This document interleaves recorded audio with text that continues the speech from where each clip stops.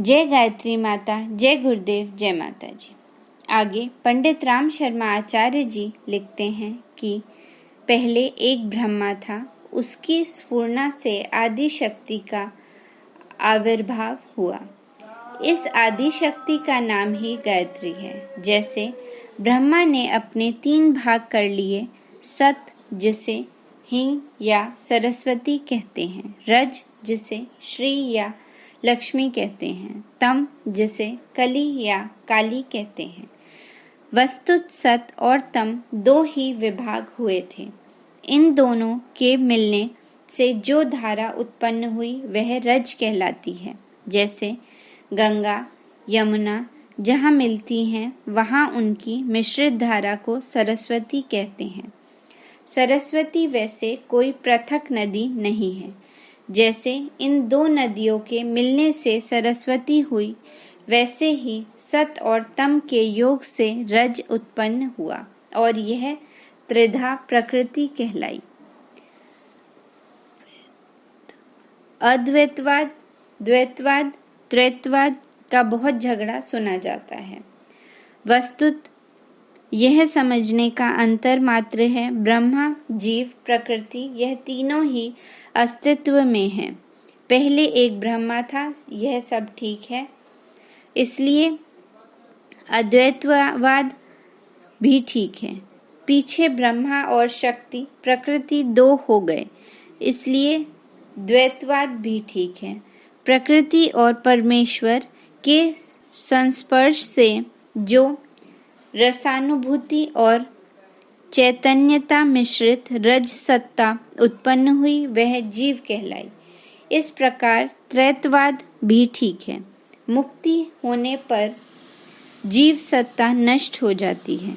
इससे भी स्पष्ट है कि जीवधारी की जो वर्तमान सत्ता मन, बुद्धि, चित्त, अहंकार के ऊपर आधारित है वह एक मिश्रण मात्र है। तत्व दर्शन के गंभीर विषय में प्रवेश करके आत्मा के सूक्ष्म विषयों पर प्रकाश डालने का यह यहाँ अवसर नहीं है।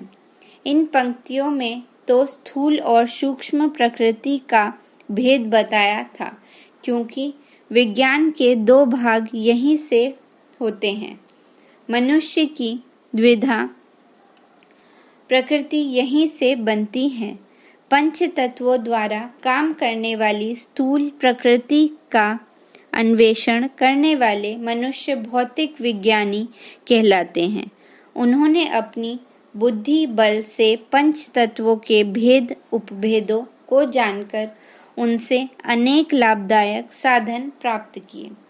रसायन, कृषि, विद्युत, वाष्प, शिल्प, संगीत, भाषा, साहित्य, वाहन, गृह निर्माण, चिकित्सा, शासन, खगोल विद्या, अस्त्र शस्त्र, दर्शन, भूपरिशोध आदि अनेक प्रकार के सुख साधन खोज निकाले और रेल, मोटर, तार, डाक, रेडियो, टेलीविजन, फोटो आदि विविध वस्तुएं बनाने के बड़े बड़े यंत्र निर्माण किए।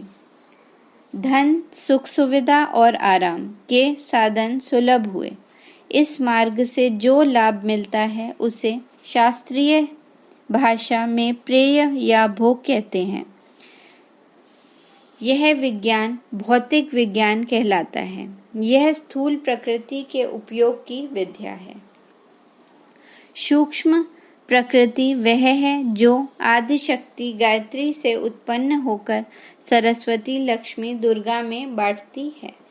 यह सर्वव्यापिनी शक्ति निर्झरिणी पंच तत्वों से कहीं अधिक सूक्ष्म है। जैसे नदियों के प्रवाह में जल की लहरों पर वायु के आघात होने के कारण कल-कल से मिलती जुलती ध्वनियाँ उठा करती हैं, वैसे ही सूक्ष्म प्रकृति की शक्ति धाराओं से 3 प्रकार की शब्द ध्वनियाँ उठती हैं। सत प्रवाह में हिंग, रज प्रवाह में श्री तथा तम प्रवाह में कली शब्द से मिलती जुलती ध्वनि उत्पन्न होती है।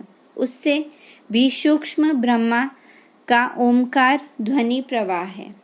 नारद योग नाद योग की साधना करने वाले ध्यानमग्न होकर इन ध्वनियों को पकड़ते हैं और उनका सहारा पकड़ते हुए सूक्ष्म प्रकृति को भी पार करते हुए ब्रह्म सायुज्य तक जा पहुँचते हैं। यह योग साधना पथ आप आगे पढ़ने को मिलेगा। जय गुरुदेव। अगर आपको यह वीडियो पसंद आई हो तो इसको लाइक और सब्सक्राइब करें। धन्यवाद।